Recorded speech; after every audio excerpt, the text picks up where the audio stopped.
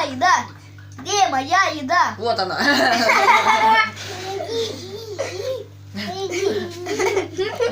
С колокольчиком кому дать?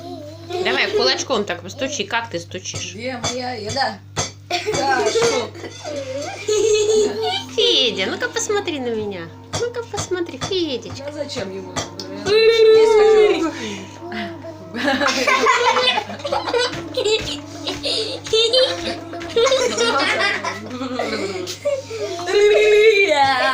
Это я получил. Ладно, спасибо, очень вкусно.